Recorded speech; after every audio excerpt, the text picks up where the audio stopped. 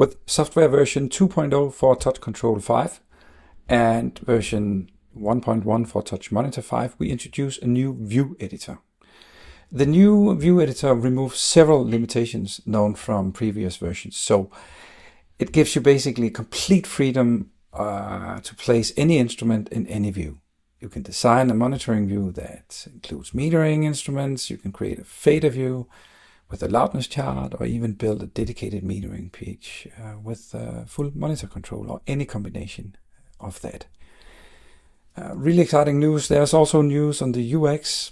We have moved some buttons from the preset level into the view editor, and I think we should just dig into it. Before we move on, I have prepared and built a preset here where I have 5 applications, 1 for monitoring, 2 for metering, and a talkback. And actually, I think we just make one extra one. We have a leveling also. Let's just take a stereo leveling one here. So it's here. And I'm just gonna go in and rename it. Back here, leveling, bum, bum, bum, like that. So it's nice. So everything is prepared. I just want to route to my leveling also. And now I go into the new view editor. Here it is. It's significantly different to the old one. Here you have a list of all the applications. Here you remember we have 5 applications. Bum, bum, bum, bum, bum. If I go into view, I have 5 applications. I can now open each of these ones. I can actually open all of them. And I can place any instrument or button precisely where I want it. So I can place speakers here, and I can place a ppm meter right beside it. Okay. I'll work more on that in a moment.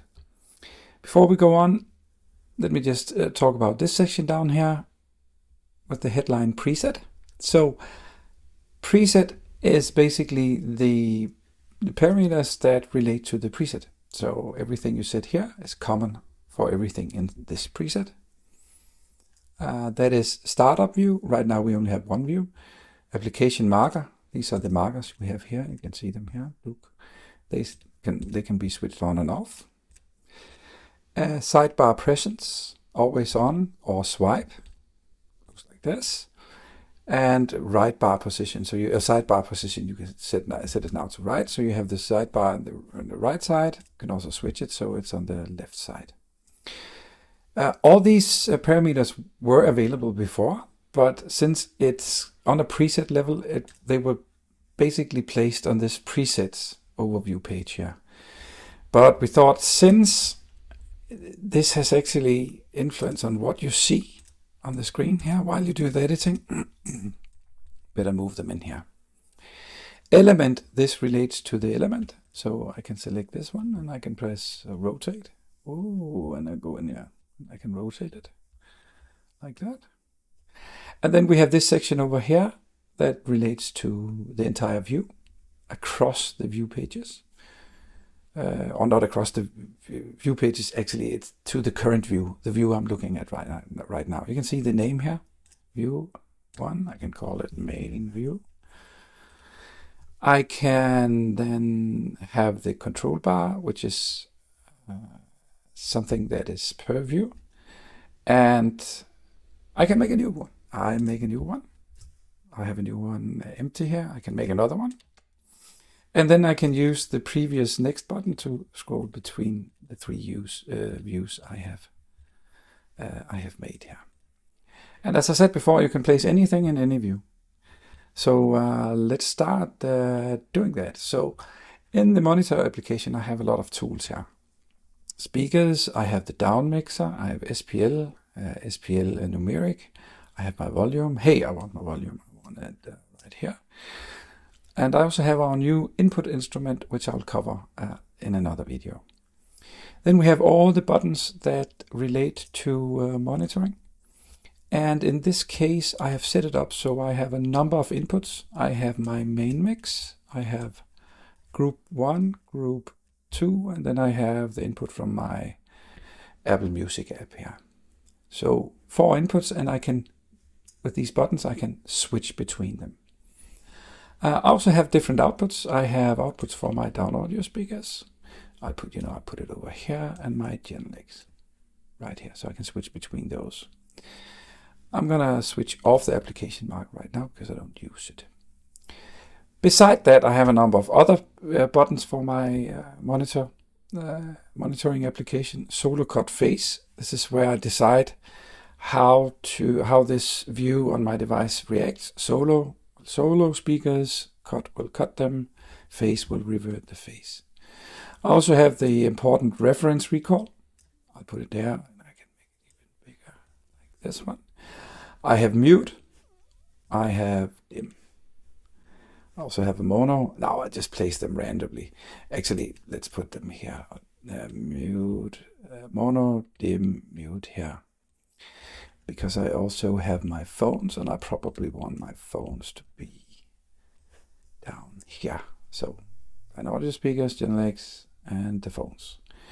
Now, like with the other editor, the older editor, if I place something up here, the menu shrinks. So instead of having 3 different entries here, it just goes to be a switch.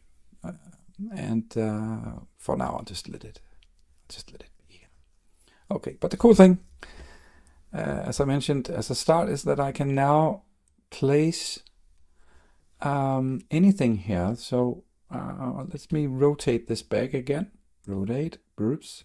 Looks a bit chumpy here, but that's what I can do. I can take this down here. I have my input meter right here. I want it at the other side, so inputs here. Here, and I would like to have my vector scope, which is also new for this software version. It's new for TouchControl 5.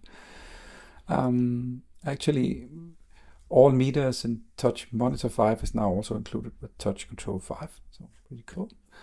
And let's put in, I don't think there's so much space here, so I turn to view 2. Here I want really a big RTA here, probably also my loudness chart, just for demonstration of the sakes. If I want to edit any of these instruments, I simply click them and I press edit. Now I'll get into the parameters of my loudness chart. I wanted the timeline bars just to have true peak. Everything else here is good. So now I have true peak down here. It will show up as a bar when we start running.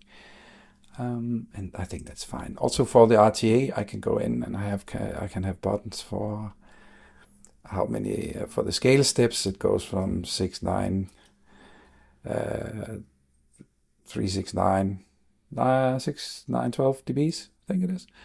I can also move my reference points, my reference up and down. And yeah.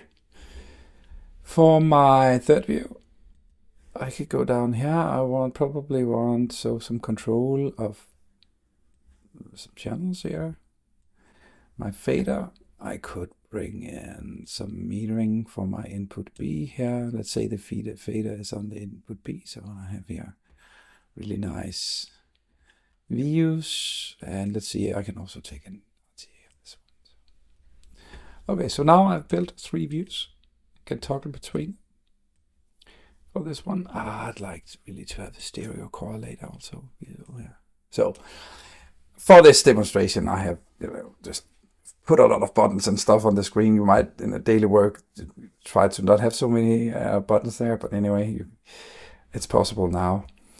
I can create a view with any combination of any objects from this list. So it's quite cool.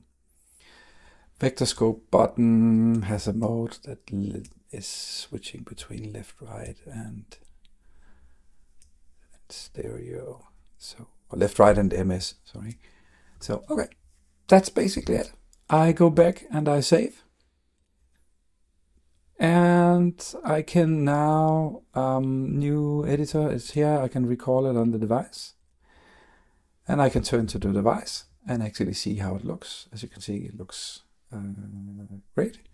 I can switch between the different screens using my buttons on my touch display. So the new view editor is simply a very big step forward in flexibility with regards to how you configure your TouchControl 5. Any instrument and any view at any time.